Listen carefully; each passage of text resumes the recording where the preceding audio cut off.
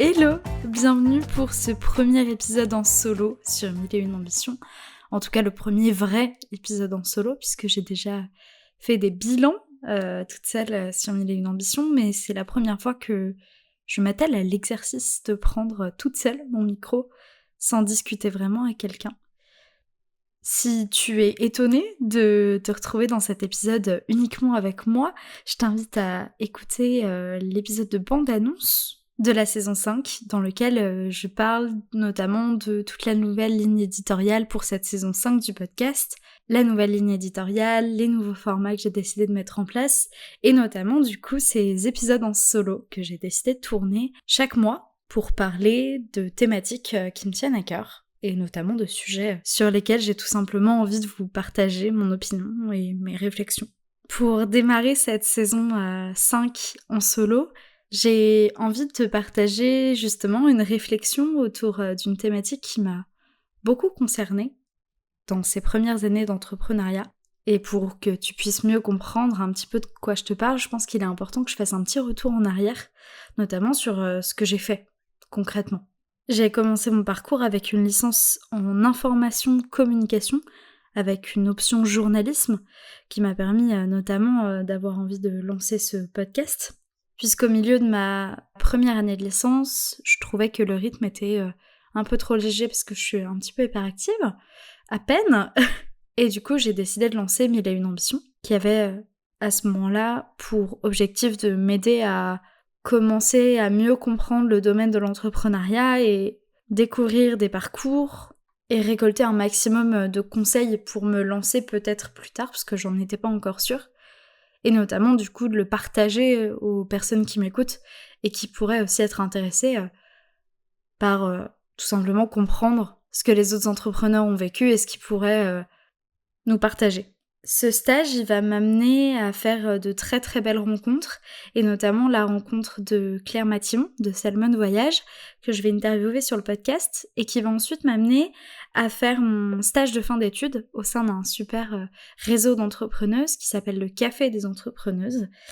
Et c'est pendant ce stage, et surtout à la fin, au cours d'une discussion avec Claire du coup, et aussi Audrey, l'autre gérante du Café des Entrepreneuses, c'est au cours d'une discussion avec ces deux femmes très inspirantes que je vais me rendre compte que j'ai très envie de me lancer dans l'entrepreneuriat tout simplement, plutôt que de chercher un CDI. À ce moment-là, j'ai besoin de temps pour moi, du coup je prends une année de césure quand même, dans laquelle je vais prendre le temps de voyager, notamment d'aller vivre un petit peu à l'étranger et de faire un merveilleux voyage en Thaïlande. Je prends ce temps pour moi et je le prends aussi pour commencer à réfléchir et construire un petit peu ce que je veux pour la suite. Notamment, du coup, réfléchir à mon entreprise, qu'est-ce que je veux faire, est-ce que je veux partir dans la communication, dans le podcast, je savais pas encore trop. Et j'ai construit ce projet petit à petit jusqu'à février 2024, où je vais lancer mon entreprise Adeona Communication. Au moment où je lance, je suis encore à l'étranger et je vais revenir en mars, je crois. C'est à partir de ce moment-là que je commence vraiment à développer mon entreprise. Adeona, mon but, c'est d'accompagner les entrepreneurs dans leur stratégie de communication globalement et leur stratégie de médias, donc autant dans la communication réseaux sociaux que dans le développement de podcasts de marque aussi. Donc au final, ça réunira les deux passions que j'ai développées jusqu'ici. Voilà, ça permet quand même d'avoir un petit topo sur ce que j'ai fait jusqu'à maintenant, puisque du coup, aujourd'hui, je développe concrètement mon entreprise et je continue de le développer dans un rythme un peu particulier dont je vais te parler à présent. Parce que si je t'ai retracé tout ce parcours-là, c'est aussi pour que tu puisses bien te rendre compte qu'au moment où je lance mon entreprise, j'ai pas de finances. Quand je te dis que j'ai pas de finances, j'ai pas du tout de finances. J'ai pas de quoi investir dans mon entreprise et j'ai pas du tout de quoi vivre au début de cette activité. Alors oui, il y a les aides à ce moment-là qui me permettent quand même de m'aider à me lancer, mais très rapidement, je ressens le besoin de trouver un équilibre qui soit plus rassurant pour moi. Et c'est à ce moment-là, du coup, que s'est posée la question de soit continuer en me lançant à plein temps dans mon activité d'entrepreneuse avec Adeona, soit faire un choix sécuritaire en rajoutant un mi-temps salarié qui permettrait de compenser et de m'aider à avoir un cadre un peu plus sécurisant financièrement parlant en tout cas. Et déjà, au moment de faire ce premier choix, je vais ressentir une première pression, qui est une pression purement sociale, mais qui je trouve est importante à mentionner, c'est une espèce de pression de choisir entre les deux. Que ce soit dans mon entourage entrepreneurial à ce moment-là, ou dans ce que je pouvais voir sur les réseaux, dans les entrepreneurs que j'avais pu interviewer sur mon podcast, je n'avais personne qui à ce moment-là faisait à la fois une activité entrepreneuriale et une activité salariée. Ou en tout cas, ça me paraissait pas être une évidence qu'il y avait la possibilité de faire les deux. Et en fait, j'avais l'impression qu'une norme assez importante revenait toujours vers moi du si tu prends un mi-temps salarié à côté, tu ne pourras pas t'investir assez pour faire pleinement grandir ton entreprise et pour avoir une activité qui va vraiment se développer correctement et continuer en fait. Et même si avec du recul je comprends ce que beaucoup d'entrepreneurs peuvent dire en disant cela, je trouve que ça met une pression qui est inutile et pour laquelle je suis pas complètement d'accord. Parce que oui, tu vas pas pouvoir développer ton entreprise au même rythme si tu as 100% de ta semaine à y consacrer ou si tu as 50%. Mais en même temps, je trouve pas ça incompatible. Ça dépend de la mesure que tu choisis, de l'investissement que tu mets en place et surtout de tes choix.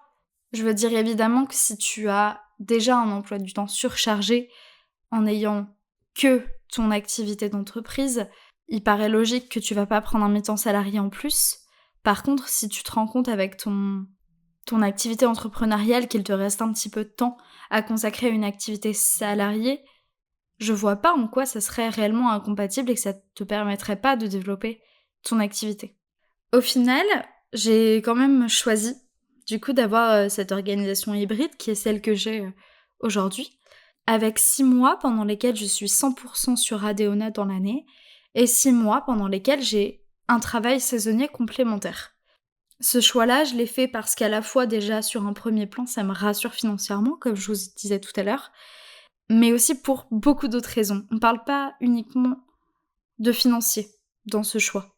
Parce que le fait d'avoir un travail salarié, ça me permet aussi de sortir de ma bulle entrepreneuriale, de ne pas penser mes offres, ma com, Adeona toute la journée, mais d'avoir une petite sortie de bulle d'air. Et cette sortie de bulle d'air, en général, c'est ce qui va booster ma créativité. On dit toujours qu'on a mis l'idée en prenant une douche, parce qu'on est tellement concentré sur autre chose qu'en fait, c'est à ce moment-là que les idées vont venir parce que notre cerveau est laissé tranquille. Eh bien moi, mes 1000 idées, elles arrivent quand je suis à mon travail salarié. Parce qu'à ce moment-là, je suis pas dans la recherche de trouver une forme de créativité, mais que du coup, c'est à ce moment-là qu'elle me rattrape. Ça me permet aussi, mine de rien, de retrouver une forme de contact social, parce que même si je fais partie de différents réseaux, que j'ai l'habitude d'aller prendre des cafés, de faire des after-work avec d'autres entrepreneurs, eh bien, je n'ai quand même pas de collègues et je fais un travail salarié et saisonnier pendant ces 6 mois qui me permet de voir beaucoup de monde. Donc, je retrouve aussi ce côté humain tout au long de la journée qui, je trouve, est très très important pour garder un équilibre, ou en tout cas qu'il est important pour moi. Et ça m'accorde aussi, ce choix, une liberté de choix, littéralement du coup. Ça m'accorde aussi une liberté décisionnelle, notamment dans le choix des personnes avec qui je vais travailler, dans le choix des prestations que j'ai envie de faire, etc. Puisque je n'ai pas la pression de me dire si je ne vends pas demain, je suis dans la... Ayant du coup ce matelas financier, ça me permet de faire les choix de mon entreprise en fonction de ce qui me semble pertinent, en fonction de mes valeurs, en fonction du positionnement vers lequel j'ai envie d'aller, et pas d'accepter par exemple un client ou un projet parce que sinon mon entreprise ne sera pas viable en fait. Et cette liberté décisionnelle, pour moi, elle est essentielle au bon fonctionnement de mon activité et au bon fonctionnement de son développement surtout. Et si je prends un peu de recul, je pense que juste globalement, ce choix hybride d'organisation entre le salariat et l'entrepreneuriat me permet d'avoir une sérénité globale, qui est pas toujours facile à gérer, c'est pas du tout ce que j'entends, parce qu'évidemment, du coup, j'ai 2 activités à combiner pendant 6 mois, donc c'est plus difficile de jongler entre les 2. Ça m'oblige aussi à avoir peut-être plus de temps de travail sur certaines périodes, plus d'organisation aussi, mais ça me permet vraiment de suivre le rythme de vie auquel moi j'aspire et qui m'a donné envie littéralement de faire de l'entrepreneuriat, et notamment qui me permet aussi de voyager aujourd'hui, ce qui est très important pour mon équilibre personnel. En bref, du coup, j'ai un peu choisi d'aller à l'encontre du modèle classique, même si il n'y a pas de bonne ou de mauvaise situation, mais l'idée c'est que j'essaie de comparer mon parcours à ce que je peux voir autour de moi. Et le fait de faire ce petit bilan, après plus d'1 an et demi du coup d'adoption de ce rythme, entre guillemets, ça m'a poussée à me questionner sur pourquoi est-ce qu'on oppose littéralement le salariat et l'entrepreneuriat. Alors je comprends complètement qu'on les différencie. Pour du coup avoir expérimenté les 2, on est tout à fait d'accord que c'est pas la même activité, il n'y a pas la même gestion, la même implication, on met pas le même investissement, même en termes de liberté de choix, en termes de sécurité financière et autres, enfin c'est pas du tout les mêmes activités, là-dessus on est tout à fait d'accord, mais j'ai plus de mal à intégrer qu'on les oppose littéralement en fait, et surtout qu'on les pense incompatibles, alors que je pense pas du tout que ce soit le cas.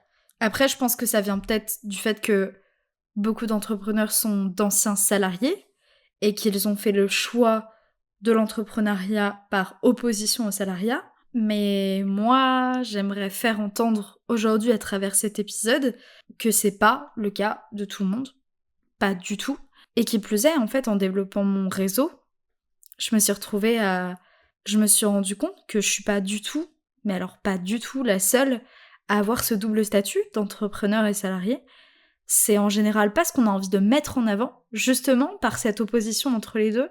Et c'est aussi pas toujours par choix, mais c'est une réalité. Il y a beaucoup aujourd'hui d'entrepreneurs qui concilient un mi-temps salarié ou un saisonnier ou autre avec leur activité d'entrepreneur.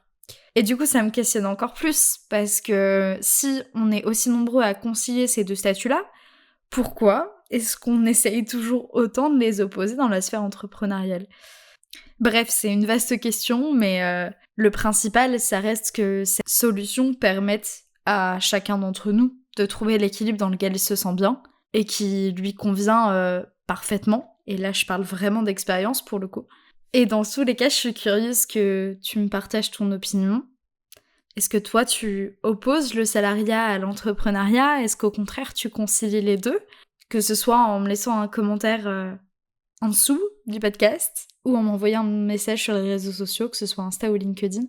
Ça me ferait plaisir de connaître ton point de vue là-dessus et que tu me partages tout simplement ta vision de l'entrepreneuriat et comment tu as construit aujourd'hui ton propre modèle, puisque lancer son entreprise, c'est finalement déjà construire le modèle qui nous correspond. J'espère que cet épisode t'aura poussé à te questionner sur ta vision du salariat, combiné à l'entrepreneuriat ou pas, et que tu auras aimé tout simplement ce premier épisode en solo. Je t'avoue que c'est un peu un exercice particulier parce que autant j'ai l'habitude de construire un dialogue avec quelqu'un et de poser des questions, autant me poser les questions à moi-même, entre guillemets, c'est tout un autre exercice, mais j'espère que t'auras apprécié ce premier épisode. Je te donne rendez-vous dans 2 semaines, du coup, pour découvrir le prochain invité du podcast, et puis dans 1 mois pour découvrir le nouvel épisode en solo. Et puis je te dis à très bientôt sur 1001 ambitions. Ciao ciao. Si cet épisode t'a plu, je t'invite à t'abonner au podcast et lui laisser une note sur ton application préférée. Et si tu veux suivre en direct l'actualité du podcast, tu peux me rejoindre sur Instagram @1001ambitions. Tu trouveras en description les liens abordés dans cet épisode, ainsi que le lien d'abonnement à la newsletter du podcast. Merci pour ton écoute et à très bientôt pour un nouvel épisode de 1001 ambitions.